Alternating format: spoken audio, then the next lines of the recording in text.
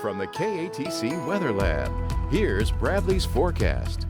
Well, a pretty typical summertime weather pattern to start this week here in Acadiana over the past couple of days. Hot, humid conditions. Today, more in the way of what we call air mass thunderstorms, or those pop-up showers and storms in the afternoon. But early rain chances, coverage-wise, have been no better than around 20 to 30%. We'll maintain that slight rain chance through this evening.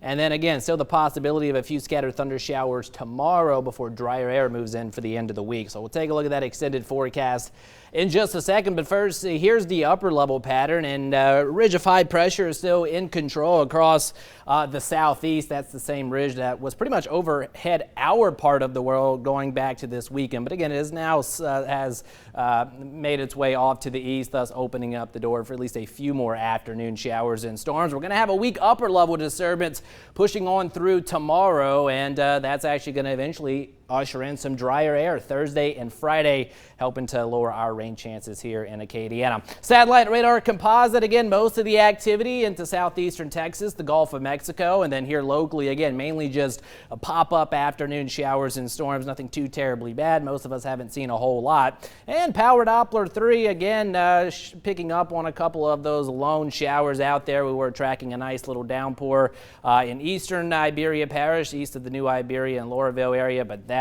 particular cell has rained itself out. Another one has popped up, though, as we get in and around Baldwin, Franklin, the Sherrington area that's producing some cloud-to-ground lightning, so be on the lookout for that. But otherwise, again, most of the area relatively quiet. A shower out here just near Grand Lake has since kind of come to an end. So we'll still maintain a slight rain chance over the next couple of hours, but once we lose the heating of the day, I think the bulk of the activity comes to an end.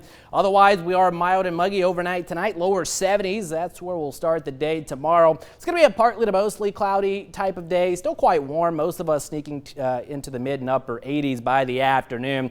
And again, you can kind of see a boundary here with the shifting of the winds, and that should help to generate a few scattered showers and thunder showers midday hours into the afternoon, mainly for areas along and south of the I-10 corridor. So 40% rain chance there, but a little bit lower if you're in northern Acadiana, as that drier air is going to be working in from the north. And then all of us seeing lower rain chances as we head into Thursday. Pretty nice day. We'll call it mostly sunny, quite warm though.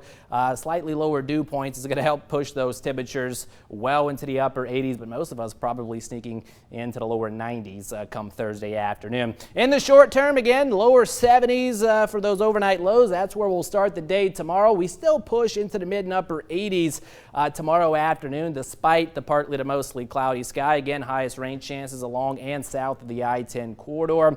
We'll say upper 60s to lower 70s for Thursday morning, and then again, we're favoring a mostly sunny sky Thursday afternoon with temperatures upper 80s to lower 90s. Rain coverage and timing for tomorrow. I think this graphic doing a pretty good job showing highest rain chances, again, at around 40%. Areas along and south of I-10, Lafayette in the red, New Iberia in the blue. Again, notice the spike here a little bit tomorrow afternoon. Opelousas, say, you're in the yellow. Notice the lower rain chances for tomorrow afternoon, again, as that drier air is going to be moving in from the north. 71 is your projected low tonight. Again, a couple of those evening thunder showers raining themselves out over the next couple of hours. Otherwise, fair to partly cloudy. Maybe some patchy fog first thing tomorrow morning, but the models are not overly aggressive on that. For tomorrow, 87 the projected high under a partly to mostly cloudy sky. Again, best chance at a passing shower or thunder shower along and south of I-10. Winds will come in out of the west-northwest eventually